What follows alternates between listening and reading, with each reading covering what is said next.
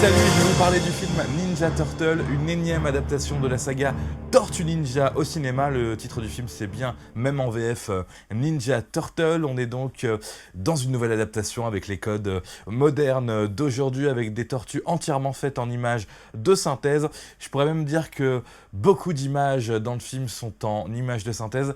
C'est déjà le premier point qui m'a énervé, même si on pourrait dire ah bah oui mais les Tortues Ninja sont un dessin animé, alors finalement c'est assez logique qu'il y ait des images synthétiques très synthétiques quoi, qui font vraiment presque du dessin animé. C'est le cas dans les scènes d'action, quand on a des camions qui volent et tout, on a l'impression de regarder Shrek, tout simplement, sachant que le film est aussi mélangé avec beaucoup d'images réelles, donc on s'y perd un petit peu là-dedans. Ça c'est vraiment le premier petit reproche. Je vais pas enchaîner les reproches, je vais dire aussi ce que j'ai aimé quand même un petit peu dans le film, clairement, c'est l'humour de ces tortues ninja. C'est des tortues un petit peu ados, il me semble qu'en version originale le film est sous-titré d'ailleurs Teenage Turtle, les tortues ninja adolescentes. On est donc dans une histoire où on va même raconter un petit peu leur enfance, et donc leur humour franchement m'a convaincu. Le côté aussi on raconte depuis le début comment sont arrivées les tortues ninja, comment ça s'est passé, ça aussi j'ai trouvé ça bien fait, mais ça n'a pas suffi à me faire aimer ce film devant lequel je me suis ennuyé aussi à outrance vraiment, même si April O'Neil elle est pas mal avec Megan Fox qui l'incarne.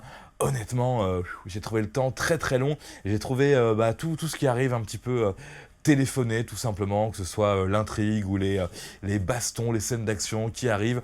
J'ai trouvé vraiment la ville de New York très mal faite dans ce surplus d'images de synthèse. On n'arrête pas de nous dire dans le film, on est à New York, les tortues sont dans les égouts de New York, on se cache à New York, mais à un moment, on n'y croit pas, même si évidemment les mecs qui modélisent New York au cinéma essayent de le faire ressemblant, franchement...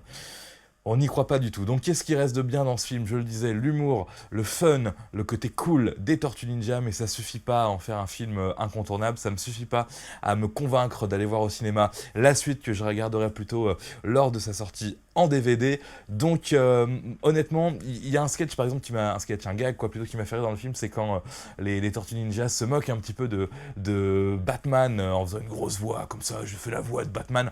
Voilà, ça j'ai trouvé ça drôle, c'est au début du film en plus, donc je me suis dit c'est innovant, mais clairement ça reflète aussi que la franchise Tortue Ninja n'est pas aussi puissante qu'un Batman ou qu'un Superman, mais alors en faisant un film comme ça, c'est pas vraiment la bonne recette pour rendre les tortues aussi puissantes qu'un Batman. Là on est dans un film de super-héros vraiment de second plan, de troisième division même, j'ai envie de dire, même si ça peut faire un divertissement sympa. Ninja Turtle, que je recommande donc à la limite pour l'humour des Tortues Ninja.